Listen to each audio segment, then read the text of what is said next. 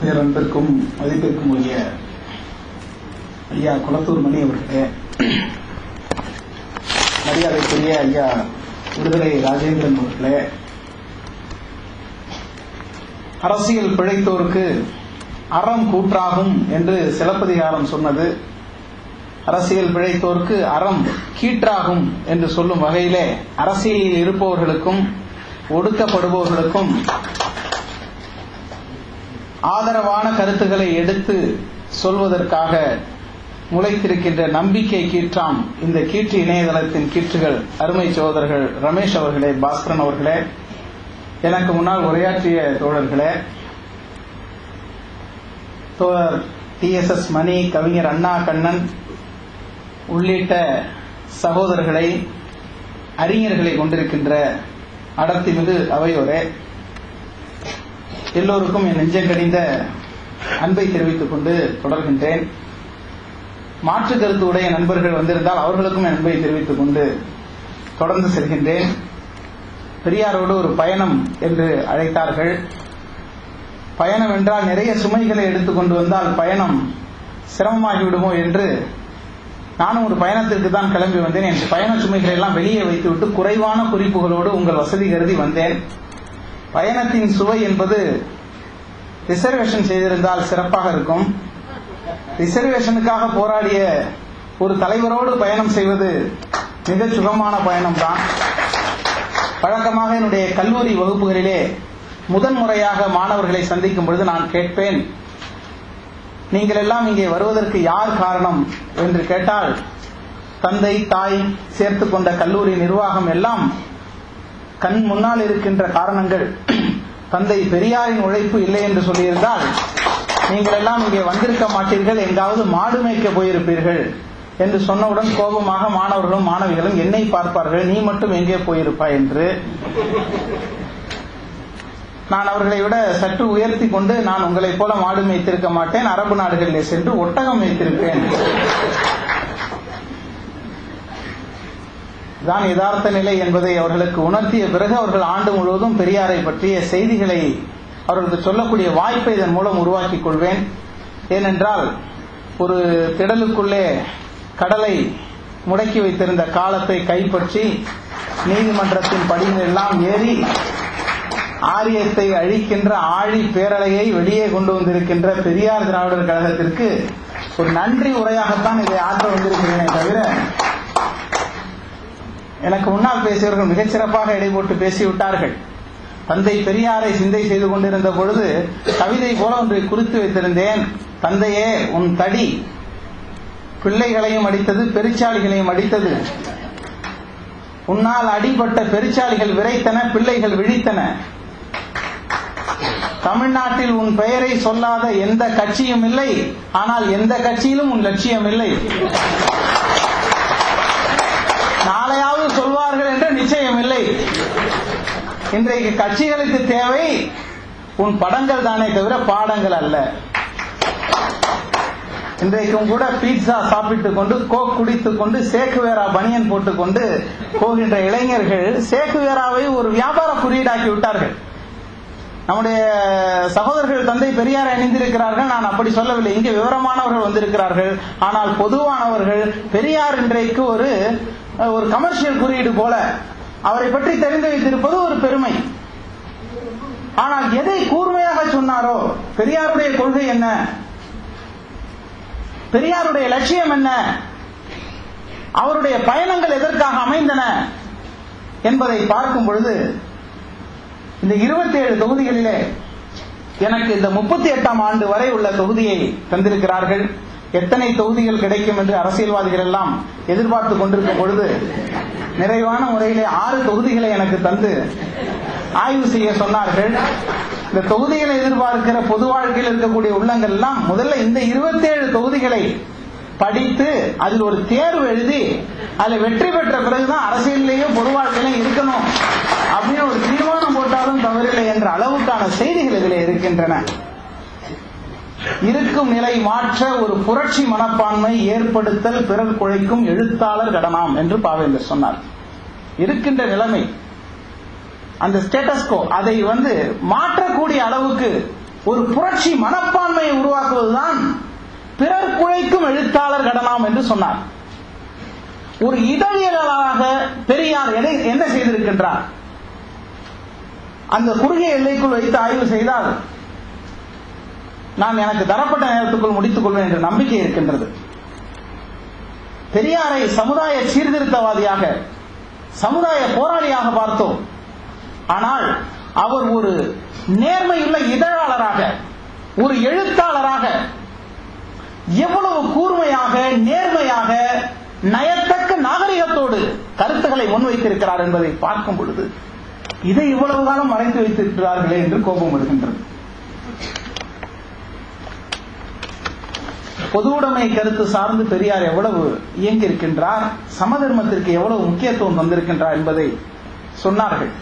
தொடங்கும் பொழுது ஒரு காங்கிரஸ்காரராக தொடங்கி கதர் சட்டைக்காக பிரச்சாரம் செய்து கதருடைய நிறம் தெரிந்து கொண்ட பிறகு அவர் சுயமரியாதைக்காரராகி சமதர்மத்தை சொல்லி பிறகு இறுதி காலகட்டங்களிலே வரும் பொழுது அவர் தீர்வுக்காக எதை முன்வைக்கின்றார் என்று பார்க்கும் பொழுது 36 38 வரை உள்ள காலகட்டங்களை எனக்கு தந்திருந்தாலும் இந்த ஒட்டுமொத்த 27 தொகுதிகளிலும் பெரிய சிக்கல் அதை மதிப்பிடுவதில் ஏற்பட்டிருக்காது.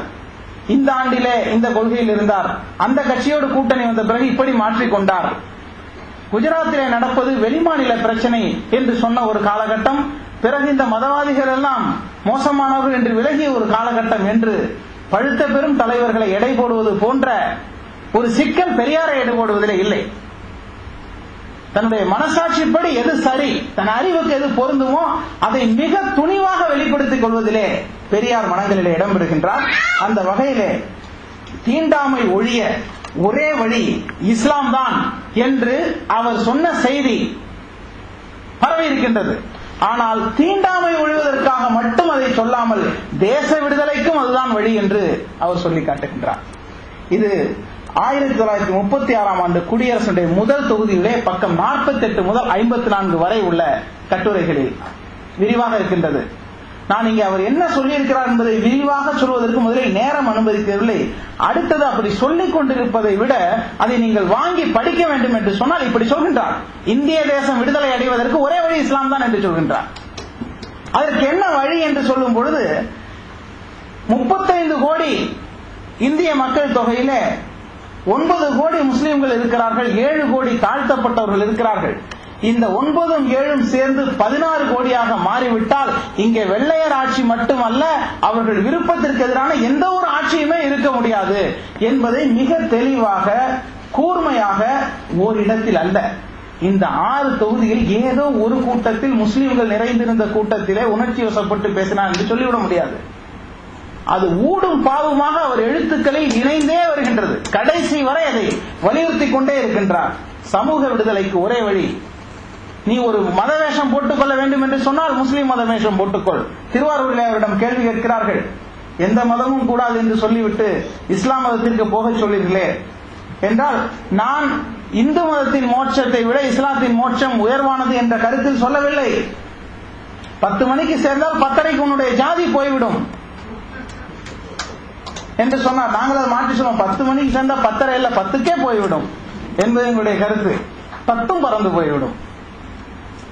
இப்படி சொல்லிவிட்டு அந்த மார்க்கத்தை மிக சரியாக எடை போட்டுவிட்டு முஸ்லிம்களை மிக சரியாக எடை போடுகிறார். சீர்திருத்த முஸ்லிம்கள், தேசிய முஸ்லிம்கள் 2 பேரை கொண்டு வரார். இவர்கள் வயிற்று பசியால் வாடக்கூடிய அறிஞர்கள், பசி வந்தால் 10ம் பறந்து போகும் என்பது போல இந்த சீர்திருத்த முஸ்லிம்களுக்கு 6 பறந்து விட்டது, தேசிய முஸ்லிம்களுக்கு 8 பறந்து விட்டது. ஆகவே இவர்களை பற்றி கவலை கொள்ளாதீர்கள், நீங்கள் தாழ்த்தப்பட்டவர்கள் இஸ்லாத்தில் திரள் திரளாக சென்று நுழையுங்கள் என்று அவர் வலியுறுத்தி வருகின்ற செய்திகளை 36ஆம் ஆண்டு பல கட்டுரைகளிலே அதை அவர் குறிப்பிட்ட, நான் புத்தகம் எடுத்து வரல, படித்து காண்பித்தால் அது நேரம் போய்விடும். ஆகவே இதை நீங்கள் அவசியம் படிக்க வேண்டும். இது சமுதாய விடுதலைக்காக அவர் ஏற்றுக்கொண்ட, பரிந்துரைக்கின்ற ஒரு கொள்கையாக இருக்கின்றது. அடுத்த மொழிக் கொள்கை. இன்னைக்கு செம்மொழி மாநாடெல்லாம் நடத்தி முடிச்சிட்டோம். அவர் கம்பராமாயணம், பெரிய புராணம் போன்ற மத இலக்கியங்களை மட்டும்தான் எதிர்த்தாரா அப்படின்னு பார்த்தா, பொதுவாகவே மூட நம்பிக்கையை சொல்லக்கூடிய சிலப்பதிகாரம் உட்பட, மணிமேகலை உட்பட மூடத்தனங்களை முரசறைகின்ற எல்லா இலக்கியங்களையும் எதிர்க்கின்ற போக்கு உடையவராக பெரியார் இருக்கும் பொழுது மறைமலை அடிகளார் அவருடைய மன்னிப்பு கடித பற்றி எல்லாம் சொன்னார்கள். மறைமலை அடிகளார் போன்றவர்களுடைய உழைப்பின் காரணமாகத்தான் நான் கூட இங்கே தமிழ் பற்றோடு இருக்கின்றேன் என்ற அளவுக்கு அவர் பச்சையப்பன் கல்லூரியிலே நடந்த ஒரு விழாவிலே நன்றியோடு நினைவு கூர்கின்றார். அதே நேரத்திலே மொழி பற்றி சொல்ல வரும் பொழுது மொழியை மதத்தில் இருந்து பிரிக்க வேண்டும். மதத்தின் மேலாண்மை மொழியிலே வந்தால் அந்த மொழி வளராது. சிவனுடைய டமாரத்தில் இருந்து பிறந்தது தமிழ் என்கிறாய், அவருடைய மொழியில சொல்ல போனா டமாரத்தில் இருந்து தமிழ் பிறந்திருந்தால் அதை முஸ்லிம்களும் கிறிஸ்தவர்களும் படிப்பதே மகா பாவமாயிற்றே. சிவன் பார்வதியோடு பேசிய மொழி என்பதனாலேயோ அவருடைய டமாரத்தில் இருந்து பிறந்த மொழி என்பதனாலேயோ தமிழுக்கு மேன்மை வந்து விடாது என்று சொல்லி சீர்திருத்த எழுத்தை எழுதியவர் எழுத்து சீர்திருத்தத்தையும் கொண்டு வந்தார். இது மொழி கொள்கை தொடர்பாக நான் சுருக்கமாக சொல்லிவிடுகின்றேன். மொழி மதத்திலிருந்தும் மூட நம்பிக்கைகளிலிருந்தும் பிரிக்கப்பட வேண்டும். ஒரு சைவ மேலாண்மை இலங்கையில் இருக்கக்கூடிய தமிழில் வந்த பொழுது அதில் தொய்வு வந்து விட்டதை, அது பிற்காலத்தில் வந்த விடுதலை போராட்டங்களை கூட பாதித்ததை ஆழ்ந்து நோக்கினால் அறிய முடியும்.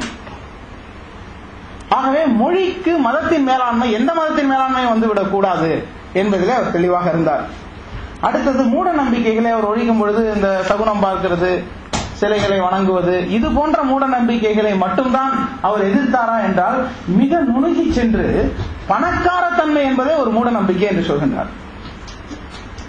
அதற்கு ஒரு விலை மாது பொருள் சேர்ப்பதற்காக அவர் படுகின்ற பாட்டை எல்லாம் சொல்லிவிட்டு அவர் பொருள் சேர்த்து விட்டு என்ன செய்கின்றார், வைத்து விட்டு செத்து போகின்றார். இப்படி ஒரு வாழ்க்கை தேவையா? ஒவ்வொரு துறையும் சுட்டிக்காட்டி பணம் சேர்த்து பணக்காரனாக இருக்க வேண்டும், பணக்கார தன்மையோடு இருக்க வேண்டும் என்று நினைப்பதும் கூட ஒரு வகையான மூட நம்பிக்கை தான் என்பதை மிக தெளிவாக விரிவாக அவர் சொல்லக்கூடியது 1936ஆம் ஆண்டுல ஏராளமான கட்டுரைகளிலே அது ஒரு புதிய சிந்தனையாக பணக்கார தன்மையை நோக்கி எல்லோரும் ஈர்க்கப்படும் பொழுது பணக்கார தன்மையும் ஒழிக்கப்பட வேண்டிய மூட நம்பிக்கைகளிலே உண்டு என்று சொல்லி அதற்கு சேரிட்டி பிகின்ஸ் அட் ஹோம் என்று சொல்வார்களே, மிக எளிமையான ஒரு வாழ்க்கைக்கு உரியவராக காந்தியடிகள் எளிமையாக வாழ்ந்தார் என்பது பிரபலம் அடைந்த அளவுக்கு பெரியாருடைய எளிமையை நாம் சொல்ல தவறிவிட்டோமா அல்லது ஊடகங்கள் மூடி மறைத்தனவா தெரியவில்லை. பெரியார் மிக எளிமையானவராக நேர்மையானவராக இருந்திருக்கிறார் என்பதை அந்த எழுத்துக்களிலே பார்க்க முடிகின்றது. அடுத்தது இப்போது பசுவதை சட்டம் கர்நாடகத்தில் பற்றி எரிகிறது. ஆளுநர் நானும் ஒரு பிராமணர் தான், ஆனாலும் இந்த சட்டத்துக்கு கையெழுத்து போட மாட்டேன் என்கிறார். பாஜக ஒரு பிரச்சனையை செய்து கொண்டிருக்கின்றது. பசுவதை என்பது இங்கே கொண்டு வந்தது யார்? கோமேதம் அஸ்வமேத யாகங்களை பற்றி அவர் விரிவாக எழுதி பசுவதை தொடங்கி வைத்தவர்களே சங்ககால ஆரிய மக்கள் தான் என்பதை அவர் அதிலே சுட்டி காட்டுகின்றார். இது 1936ஆம் ஆண்டுடைய முதல் தொகுதி வரை உள்ள செய்திகளிலே தான் முன்வைக்கின்ற வாதங்களை மிக மிக நேர்மையாக கூர்மையாக அவர் வைக்கின்றார். 36ல 2வது பாகம் அதிலே அவர் சொல்கிறது, MC ராஜா அவர்கள் 2 தீர்மானம் கொண்டு வராங்க. ஒன்று, தாழ்த்தப்பட்டவர்கள் தீண்டாத மக்களுக்கான சம உரிமை. 2வது, பெண்களுக்கான சொத்துரிமை. இரண்டையுமே அரசாங்கம் ஏற்றுக்கொள்ளாமல் தேசிய விவாதம் நடத்தணும், பொதுமக்களுடைய கருத்தை கேட்க வேண்டும் என்று சொல்கிறார்கள். பொதுமக்களுடைய கருத்தை கேட்பதற்கு இது என்ன இருக்கின்றது? மனிதன் சமமாக நடத்துவதற்கு பொதுமக்களுடைய கருத்தை கேட்க வேண்டும் என்று காலம் கடத்தும் பொழுது அதை கண்டித்து எழுதுவதை பார்க்க முடிகின்றது. 1/11/1936ஆம் ஆண்டில் 2 கட்டுரைகள், ரொம்ப தீவிரமான கட்டுரை எழுதுகிறார். ஒன்று, தீபாவளி பண்டிகை பற்றி. தீபாவளி பண்டிகையை பற்றி அவர் குறிப்பிடும் பொழுது உங்களுக்கு கொஞ்சமாவது மானம், ரோசம், சூடு சுரணை எல்லாம் இருக்குமே, ஆனால் இப்படி ஒரு பண்டிகையை கொண்டாடுவீர்களா என்று அவர் மிக கடுமையாக கேட்கக்கூடிய ஒரு பகுதி இருக்கிறது. அடுத்தது பட்டேலுடைய வருகை பற்றி. வல்லபாய் பட்டேல் வருகிறார். பட்டேல் வருகிறார், பணப்பை ஜாக்கிரதை அப்படின்னு தலைப்பு போட்டு பட்டேல் ஏதோ ஒரு பிக் பாக்கெட்டுக்காரங்க பார்த்து பேருந்துல நடத்துனர் குரல் கொடுப்பாரு, என்ன பரிசு பத்திரம் அப்படின்னு சொன்னா, மருத்துவமனைக்கு போனால் உறுப்பு பத்திரம், சாமியாரிடம் போனால் கருப்பு பத்திரம், கோவிலுக்கு போனால் செருப்பு பத்திரம் அப்படின்னு எங்கெல்லாம் ஏதோ பத்திரமா பாத்துக்கணுமோ அவர் குரல் கொடுப்பார் இல்லையா? அது மாதிரி பட்டேல் வருகிறார், பணப்பை ஜாக்கிரதை, வசூல் பண்ணி கொண்டு போய் கொடுத்துருவாரியா மேல் சாதிக்காரர்களுக்கு உங்களை அடக்குவதற்கு என்று மிக தெளிவான ஒரு எச்சரிக்கை மணியை அவர் அடிப்பதை பார்க்க முடிகின்றது. இது 36ஆம் ஆண்டுகள். அடுத்து 37ஆம் ஆண்டு குடியரசுக்கு வந்து விட்டால் இன்னைக்கு மைனாரிட்டி அமைச்சரவைன்னு பட்டப்பேர் வைத்து அரசாங்கத்தை கூப்பிடுறாங்க இல்லையா? இது ஆரம்பிச்சு வச்சவரே பெரியார்னு தெரியுது. மைனாரிட்டி அமைச்சரவைன்னு கூப்பிடல, சரணாகதி அமைச்சரவை. அதாவது 37ல தேர்தலில் வெற்றி பெற்ற ராஜகோபாலாச்சாரியார் தான் வெற்றி பெற்று வந்து விடுகிறார்கள். ஆனால் அரசு நிர்வாகத்தில் ஆளுநருடைய தலையீடு இருக்கக்கூடாது என்ற உறுதிமொழி வரும் வரைக்கும் நாங்கள் பதவி ஏற்க மாட்டோம்னு சுயமரியாதையா பேசுறாங்க. ஆனால் அரசாங்கம் எந்த உறுதிமொழியும் தரல. ஆளுநரை வைத்து அது ஒரு அரசாங்கத்தை அமைப்பதற்கு அமைச்சரவையை தேர்வு செய்த உடனே ஓடி போய் சரணாகதி அடைந்து 3 மாதத்திலேயே ஆட்சி பொறுப்பை ஏற்றார்கள். அதனால பெரியார் அதற்கு சரணாகதி அமைச்சரவை என்று பெயர் வைத்து எங்கே குறிப்பிட்டாலும் சரணாகதி அரசு என்று அவர் குறிப்பிடக்கூடிய அந்த அங்க துணை இங்க பேசியவர்கள் ஏதோ ரொம்ப இறுக்கமா ரொம்ப சீரியஸா பேசிட்டு இருந்தாங்க. ஆனால் பெரியாருடைய அந்த நடையை படிக்கும் பொழுது ஒரு பக்கம் எள்ளல், அங்கதம், நையாண்டி, நக்கல் அனைத்தையும் செய்து ஒரு குட்டி உணர்த்துறாரு உண்மையை. அந்த எழுத்து நடை, லாவகமான நடை, அதை அவர் ரசிக்க வேண்டியிருக்கு. இந்த தொகுதிகளில் ரசிக்க வேண்டியது ஒரு பக்கம், சிந்திக்க வேண்டிய செய்திகள் நிறைய இருக்கின்றன. ரசித்து கேட்க வேண்டியது அவருடைய லாவகமான அங்கதம் துணிக்கின்ற அற்புதமான நடை. ஒரு விறுவிறுப்பா ஒரு நாவல் படிப்பது போன்ற ஒரு நடையில உண்மையை சொல்லி கொண்டு வருகின்றார். அதுல சுயமரியாதை இயக்கத்தை தள்ளி 37ல ஒரு அற்புதமான கருத்தை வெளியிட்டாரு. முஸ்லிம்களும் கிறிஸ்தவர்களும் ஆழமான இறை நம்பிக்கை உடையவர்கள், இறை நம்பிக்கையை புறக்கணித்துட்டு வரமாட்டார்கள் அப்படிங்கும்போது அவரே அது சொல்றார். முஸ்லிம்களை பற்றி நான் மிகவும் மேன்மையான எண்ணம் கொண்டிருக்கிறேன். ஏன் என்று சொன்னால் அவர்கள் ஒரு உலக சமுதாயம், மார்க்கத்திற்கு முதலிடம் கொடுக்கிறார்கள் என்றெல்லாம் பல இடத்துல பேசுறாரு. தேசியம் என்பதற்கு 3வது இடத்தை தான் தருவேன் ஷவுகத் அலி சொன்னாரு, மௌலானா முகமது அலி சொன்னாரு. நான் முதலில் 2வது இடம், 2 இடத்தையும் நான் மார்க்கத்துக்கு வந்துட்டு 3வது தான் இந்த தேசியத்துக்கு தருவேன் என்று அவர் சொன்னதை நான் பாராட்டுகிறேன் என்று சொல்லிவிட்டு அவர் சொல்றார், சுயமரியாதை இயக்கத்தை தழுவுவதற்கு, ஆதரிப்பதற்கு நாத்திகம் ஒரு நிபந்தனை அல்ல. நாத்திகம் என்பது ஒரு நிபந்தனை அல்ல. நீங்கள் சமுதாய விடுதலைக்கு பாடுபட விரும்புவோர் எல்லோரும் இதில் இணைந்து பணியாற்றலாம் என்று கதவை திறந்து விடுகின்றார். அதற்கு அடுத்ததாக சாதி பேதம் ஒழிய வேண்டும் என்று சொன்னால், சமதர்மம் நிலவ வேண்டும் என்று சொன்னால், சமத்துவம் வர வேண்டும் என்று சொன்னால் அது தேசியத்தையும் சுயராஜ்யத்தையும் பாதிக்கிறது என்று பிரச்சாரம் செய்ய ஆரம்பித்த பொழுது அவர் சொல்கின்றார், சமதர்மமும் சமத்துவமும் வந்தால் சுயராஜ்யமும் தேசியமும் பாதிக்கப்படும் என்று சொன்னால் அப்படிப்பட்ட தேசியம் அழிந்து நாசமாக போகட்டும் என்று எழுதக்கூடியது 18/7/1937 அவர் எழுதுகின்றார். அடுத்து வந்தே மாதரம், வந்தே மாதரத்தை பற்றி போதிய விழிப்புணர்வு இல்லை, வந்தே மாதரத்தை எதிர்க்கிறீர்களே என்று சொல்லும் பொழுது அந்த வந்தே மாதரத்தினுடைய வரலாற்றை சொல்லி அது எந்த வகையிலே முஸ்லிம்களுக்கு எதிரானது, ஒரு கலவரக்காரர்களுக்கு, வன்முறையாளர்களுக்கு, கொடுமையாளர்களுக்கு உணர்வூட்டுவதற்காக எழுதப்பட்ட பங்கிங் சந்திர சட்டர்ஜி எழுதிய ஆனந்தமடம் நாவலிலே உள்ள அந்த வந்தே மாதரம் பாடலை எழுதி அது எந்த வகையிலே பொருள் தொடர்பில்லாதது, எந்த அளவுக்கு மூட நம்பிக்கை உடையது, எந்த அளவுக்கு வன்முறையானது என்பதை எல்லாம் எழுதிவிட்டு சொல்கின்றார், தேசிய கீதம் என்று சொன்னால் அதை பாடினால் தேசத்தின் மீது பற்று வர வேண்டும். இந்த பாடலை பாடினால் முஸ்லிம்களுக்கு தேசத்தின் மீது பற்று வருமா? அவர்கள் விரும்பாத நிலையில் அதை திணிக்கிறீர்களே என்று முதலிலே குரல் எழுப்புகிறார் 1937. அடுத்ததாக முஸ்லீம் லீக்கும் முஸ்லிம்களும் ஒரு கட்டுரை, அருமையான கட்டுரை. அதுல எழுதும்போது முஸ்லீம் லீகை பற்றி அவர் சொல்றாரு, இங்கே பெரிய அளவுல முஸ்லீம் லீக்குக்கு ஒரு செல்வாக்கு இல்லாமல் போனதற்கு காரணம் காங்கிரஸ் அடிமைத்தனம் உங்கள்கிட்ட இருக்குது.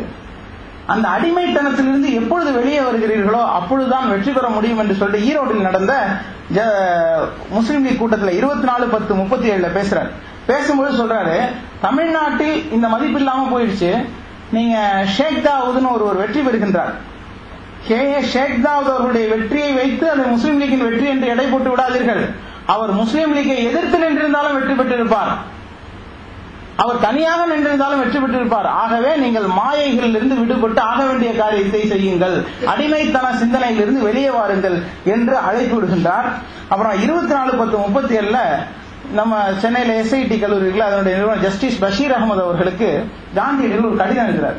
அந்த கடிதத்தை பற்றி இவர் எழுதுற கருத்து காந்தி புத்தி அப்படின்னு தலைப்பு வச்சு எழுதுறாரு. அந்த தலைப்பே ஒரு நகைச்சுவை, காந்தி புத்தி அப்படின்னு. என்ன தலைப்பு எழுதுறாருன்னா, பெரும்பான்மையாக முஸ்லிம்கள் காங்கிரஸிலே வந்து சேர்ந்தால் காங்கிரஸில் முஸ்லிம்கள் பெரும்பான்மையாக விடுவீர்கள், நீங்கள் நினைத்ததை எல்லாம் சாதித்துக் கொள்ளலாம் அப்படின்னு காந்தி எழுதினது.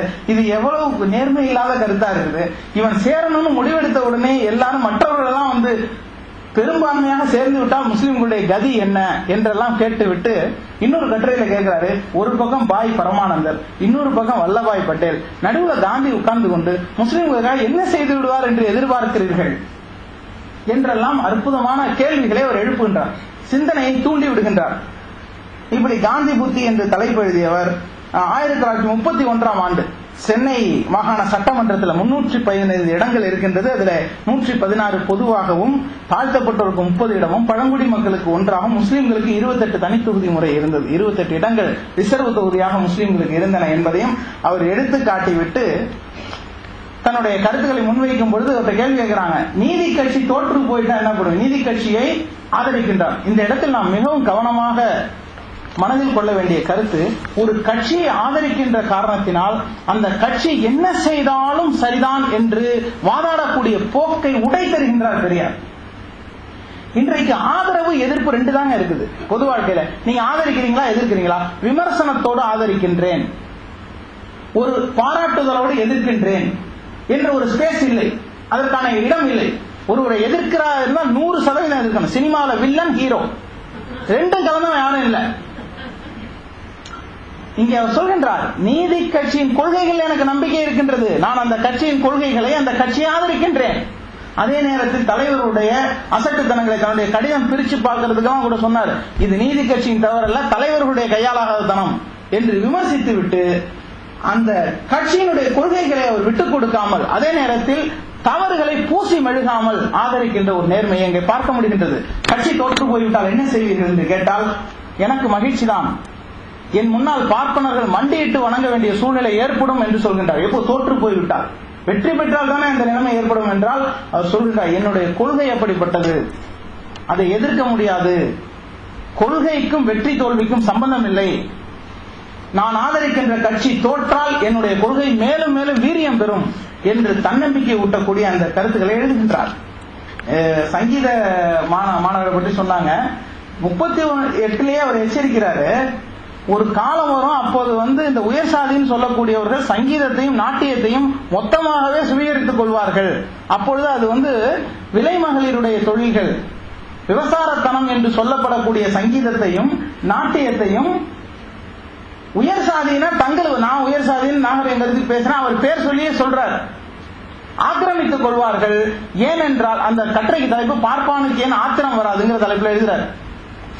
ஏனென்றால் நீங்கள் உத்தியோகங்களை எல்லாம் கைப்பற்ற தொடங்கிவிட்டீர்கள், ஆகவே எதிரெல்லாம் வருமானம் வருமோ அதை அவர்கள் எடுப்பார்கள், அதற்கு ஒரு உயர்ந்த தன்மையை கொடுப்பார்கள் என்று அற்புதமான ஒரு முன்னறிவிப்பை அவர் தந்து. இன்றைக்கு பார்த்தா இந்த யாரா பாட சங்கீதம்னா யார் நல்லா பாடுவாங்க அப்படின்னு கேட்டா உயர் சாதிக்காரங்களை தான் சொல்றாங்க. நம்ம ஜெயபாஸ்கர் ஐயா வர்றார், இந்த நேரத்தில் அவர் நினைவு கூறணும். அடிக்கடி எங்க தொலைபேசியில சொல்லுவார், ஒரு திரைப்படத்துல ஒரு காட்சி வரும், முஸ்லீம் ஒருத்தவர் சங்கீதங்கத்துக்கு போவார், அவருக்கு கறி வெட்டுறவர் தரையிலே கொத்திக்கிட்டு பாட்டு பாடுற அந்த நகைச்சுவை காட்சி அடிக்கடி அது ஒளிபரப்பாகும் போது எங்களுக்கு ரத்தம் கொதிக்கிறதே கவிஞர் ஜெயபாஸ்கரன் உடனே எனக்கு தொலைபேசி, இவ்வளவு அயோக்கியத்தனம் நடந்துகிட்டு இருக்குது.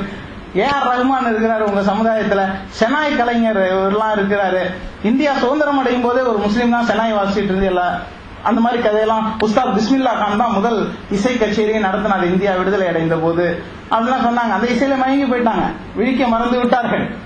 ஆகவே இப்படிப்பட்ட இசை கலைஞர்களை எல்லாம் தந்த முகமது ரஃபி இருக்கிறார், நௌஷாத் இருக்கிறார், அதெல்லாம் தெரிஞ்சில்ல, உங்களுக்கும் சங்கீதத்துக்கும் சம்பந்தம் இல்லை, பாய்களுக்கு பாட வராது அப்படின்னு காட்டுறானே, இதை நீங்க எதிர்க்கலையா அப்படின்னா இவ்வளவு கூர்மையா பார்க்க கத்துக்கொண்டால் அந்த சமுதாயம் இப்படி இருந்திருக்காது. கவிஞர் அதை ரொம்ப கூர்மையா அடிக்கடி விமர்சனம் பண்ணுவார். அவர் சொல்ல, இந்த தொழிலை அவர்கள் சுவீகரித்துக் கொள்வார்கள் என்று முன்னோட்டத்தோடு சொல்கின்றார். அடுத்ததாக 1900 வேகமா வந்துடுறேன், பெண்களுடைய பங்கேற்பு பற்றி எனக்கு முன்னால் தோழியெல்லாம் பேசினாங்க. அவர் சொல்றாரு, எங்காவது போறேன்னு சொல்லிட்டு ஜெயிலுக்கு போயிடுங்கிறாரு பெண்களுக்கு, அப்பதான் இந்த ஆண்கள் திருந்துவாங்க, எங்க ரோஷம் வருமோ அந்த இடம் பார்த்து குத்துங்க, வீட்டுக்குள்ள அனுமதிக்காதீங்க பொது வேலை செய்யாதவர்களை, எங்கேயாவது ஊருக்கு போறேன்னு சொல்லிட்டு ஜெயிலுக்கு போயிடுங்க, உங்களை ஜெயில பார்த்தால் அவங்க மிரண்டு போய் பொது வாழ்க்கைக்கு வந்தே தீர்வாங்க என்ற அளவுக்கெல்லாம் அங்கதமாக அதே நேரத்தில் பெண்களுடைய பங்கேற்பு குறித்த அவசியத்தை அவர் விளக்குவதை பார்க்க முடிகின்றது. அதுபோல 1938 ஆண்டினுடைய 2வது பகுதியில் வரும்பொழுது முழு மது விலக்கை காங்கிரஸ் சேலம் மாவட்டத்தில் அறிவிக்குது. செய்துவிட்டு என்ன செய்யுதுன்னா, கல்விக்கான ஒதுக்கீடு நிறுத்துறாங்க, சுகாதாரத்துக்கான ஒதுக்கீடு நிறுத்துறாங்க. அப்பனா மதுவிலக்கு வந்தால் கல்வியும் சுகாதாரமும் பாதிக்கப்படும் என்பது போன்ற ஒரு தோற்றத்தை ஏற்படுத்தும் பொழுது அவர் மிக கூர்மையாக இருக்கிறார். இன்றைக்கு பெரியாருடைய பெயரை, அண்ணாவுடைய பெயரை சொல்லிக் கொண்டு டாஸ்மாகுடைய வருமானங்களும் அதனுடைய பிரம்மாண்டங்களும் இன்றைக்கு சாதனை பட்டியலை போல சொல்லப்படுகின்றன. தமிழ்நாட்டிலே சரிபாதியினர் இன்றைக்கு குடிகாரர்களாக மாறிவிட்டார்கள். இந்த குடிப்பழக்கம் சமுதாயத்தை அழிக்கும் என்று அன்றே தெரிந்து பெரியார் எதிர்த்தார். சினிமா சமுதாயத்தை கெடுக்கும் என்று அன்றே தெரிந்து எதிர்த்தார். இன்றைக்கு அவர் தேவைப்படுகின்றார். இன்றையோடு அது எப்படி இணைந்து வருகின்றது?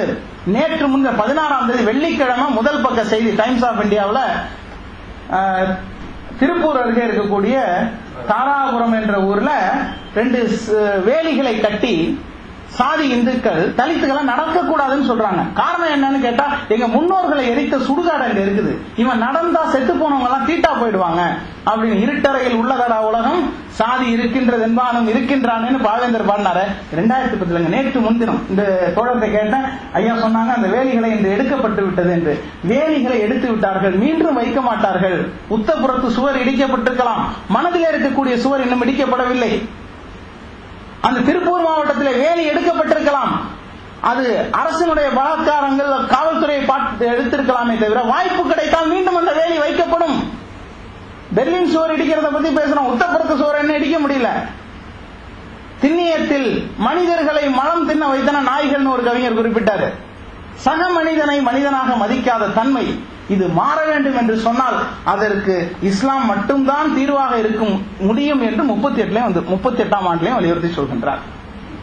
ஏன் இதை நான் இங்கே இவ்வளவு வலியுறுத்துகிறேன் என்று சொன்னால், இந்த செய்தி என்னவோ தெரியல, வெளிப்படையாக அதிகமாக பெரியாரியல் கூட்டங்களில் கேட்க முடியவில்லை. ஆகவே இதை இங்கே வலியுறுத்த வேண்டி இருக்கின்றது. அடுத்ததாக முக்கியமான செய்தி, இஸ்லாத்தை எவ்வளவு புகழ்ந்தார்னு சொன்னதுல முஸ்லீம் தலைவர்களை பற்றி என்ன மதிப்பீடு வச்சிருந்தாருன்னு சொல்லிடணும் இல்லையா? அதுதான் அவரை பற்றி பேசுவதற்கு நேர்மையாக இருக்க முடியும். ஜமால் முகமது சாஹிப் அவரை பற்றி பேசுறாரு, அதை படிச்சு காட்டினா நல்லா இருக்கும். அதை மட்டும் படித்து காட்டி முடித்துக் கொள்கிறேன். ஜமால் முகமது சாஹிப்பை பற்றி அவர் சொல்லும்போது, முஸ்லீம் தோழர்கள் இக்காரியங்களுக்காக முஸ்லீம் லீக் இருக்கிறது என்று சொல்ல வரக்கூடும். முஸ்லீம் லீக்கின் யோக்கியதை என்ன என்பது இம்மாகாண முஸ்லீம் லீக் தலைவரான தோழர் ஜமால் முகமது சாஹிப் அவர்கள் முஸ்லீம் லீக் எதற்காக இருக்கிறது என்று விளக்கி இருக்கும் வாக்குமூலத்தில் விளங்கிவிட்டது. பெரியார் எழுதுறார். ஏன்னா இந்த விஷயத்தில் நம்ம கருத்து சொல்லியதும் அவருடைய கருத்தை அப்படியே தருகிறேன்.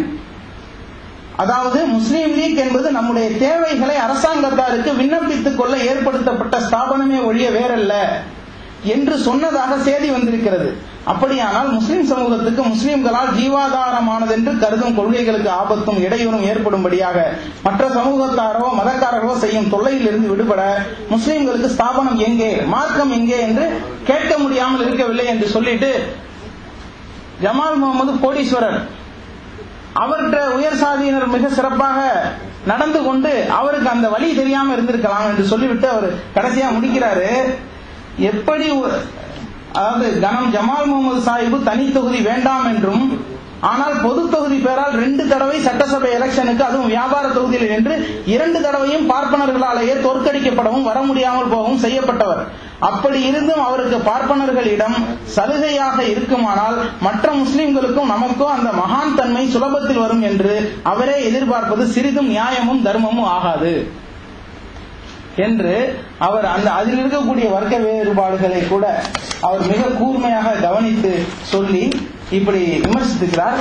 கடைசியாக சொல்ல வருகின்ற செய்தி, நீடாமங்கலம் சம்பவம். அங்கே காங்கிரஸ் கட்சியுடைய மாநாடு நடக்குது. சாப்பாட்டுல சரிசமமா உட்கார்ந்து சாப்பிட்டார்கள் என்ற குற்றத்திற்காக, அது ஒரு குற்றம் அந்த காலத்துல, குற்றத்திற்காக 20 தாழ்த்தப்பட்ட சகோதரர்கள் மொட்டையடிக்கப்பட்டு அவமானப்படுத்தப்பட்டிருக்கிறார்கள். இதை தந்தை பெரியார் கண்டித்து எழுதுகிறார். எழுத உடனே அவர்களால் பதில் சொல்ல முடியல. மாறாக சூசை என்பவர் ஒருவரை தயார்படுத்தி அப்படிலாம் நடக்கல, அது பொய்யான செய்தி என்பது போல சொல்ல வைக்கிறார்கள். ஆனால் பெரியார் சூசைக்கு அதுக்கு எந்த சம்பந்தமும் இல்லை என்று சொல்லிவிட்டு அதற்கு ஆதாரங்களை எல்லாம் தருகிறார். ஆனாலும் நீதிமன்றம் பெரியாருக்கு எதிரான தீர்ப்பை வழங்கிவிட்ட பிறகு அவர் அதை அங்கதமா அப்படி விமர்சிக்கிறாரு. நடந்தது உண்மை, அதுக்கு சூரிய வெளிச்சம் போல கல்லு போல உண்மை. இதை உண்மை என்று நிரூபிப்பதற்கு 20 மொட்டை தலைகளும் இங்கே இருக்கின்றன. நீடாமங்கலம் சம்பவத்தை சொல்லிட்டு சொல்லுவாரு, பாதிக்கப்பட்டவர்களில் பகுதி பேர் கிறிஸ்தவர்களா இருக்கிறாங்க. எந்த தேவாலயங்களும் இந்த கொடுமையை பற்றி அழைத்து விசாரிக்கவில்லை. தாழ்த்தப்பட்டவருக்காக பாடுபடுவதாக சொல்லக்கூடிய தலைவர்களும் அவர்களை விசாரிக்கவில்லை. இதிலே யாராவது ஒருவர் முஸ்லீமாக இருந்திருந்தால் இந்த நாடும் சர்க்காரும் என்ன ஆகியிருக்கும் என்பதை யோசித்து பாருங்கள். நமக்கே அந்த பொற்காலத்துக்கு திரும்பி போகணும் போல தோணுது.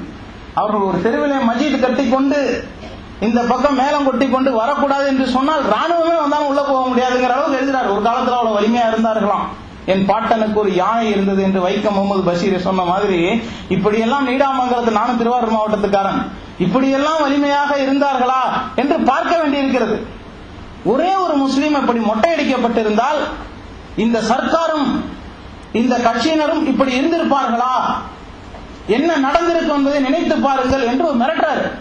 ஆகவே உங்களுக்கு சொல்கிறேன், சமூக விடுதலை பெற வேண்டும் என்று சொன்னால் நீங்கள் இஸ்லாமுக்கு போடுங்கள், அங்கு நம்பிக்கை இல்லை என்று சொன்னால் ஒரு வேஷத்தையாவது போட்டுக்குங்கள் என்று சொல்லி துருக்கி தொப்பியை வாங்கி சுயமரியாதை தோழர்களுக்கெல்லாம் அணிவித்தார் என்ற செய்தியை பார்க்க முடிகின்றது. இப்படியாக சொல்லிக் கொண்டே போகலாம். பெரியார் அவ்வளவு ஒரு பெரிய வரலாறை படைத்துவிட்டு போய்விட்டிருக்கிறார்.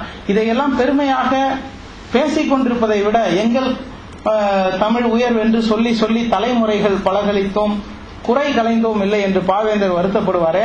இந்த தளம், இந்த கீற்று, இது இளைஞர்களை சென்று அடைய வேண்டிய கீற்றாக இருக்கின்றது. வரலாற்று உணர்விலிருந்து இளைஞர்களை விலக்கிவிட்டால் அடிமைப்படுத்துவது எளிதாக இருக்கும். ஆதிக்க சக்திகளுக்கு அது மிக எளிதாக அமைந்துவிடும். ஆகவே இளைஞர்களை வரலாற்று உணர்வில் இருந்து ஒதுக்கி வைக்கக்கூடிய சதிகள் இன்றைக்கு தொலைக்காட்சியும் இன்னும் இருக்கக்கூடிய அத்தனை ஊடகங்களும் எழுத்துகளும் செய்து கொண்டிருக்கின்றன. பத்திரிகைகள் என்று வந்தால் அது அவர்களுடைய மனதை திறக்கக்கூடியதாக, அறிவை திறப்பதாக இல்லாமல் ஆடையை திறக்கக்கூடியதாக இருக்கின்றன. நடுப்பக்கம் இல்லாத பத்திரிகைகள் இல்லை. நடுப்பக்கத்தில் என்ன இருக்கின்றது என்று தெரியவில்லை. ஆனால் தந்தை பெரியார் அவர்கள் எழுதிய எழுத்துக்கள் கருத்தியலை கொண்டு ஒரு பத்திரிகையை நடத்த முடியும். கவர்ச்சி படங்கள் போடாமல் இந்த சமுதாயத்தை தட்டி எழுப்ப முடியும். இந்த எழுதுகோலை ஒரு ஆயுதமாக ஆக்க முடியும். ஒரு இன விடுதலையை நாம் மீட்க முடியும் என்ற நம்பிக்கை விதைத்த எழுத்துக்கள், அது நெருப்பு எழுத்துக்கள். அதனால் எதிரிகளை சுட்டது, தன் இனத்திற்கு வெளிச்சத்தை தந்தது. ஆகவே பெரியாருடைய எழுத்துக்கள் நெருப்பு எழுத்துக்கள், அது எழுதிய எழுத்துக்கள் அல்ல, எழுப்பிய எழுத்துக்கள். அந்த எழுத்துக்களை இளைய தலைமுறைக்கு கொண்டு போய் சேர்க்க வேண்டியது நம்முடைய கடமையாக இருக்கின்றது என்ற செய்தியை நினைவு கூர்ந்து இந்த நல்ல வாய்ப்புக்கு நன்றி கூறி விடைபெறுகின்றேன். நன்றி.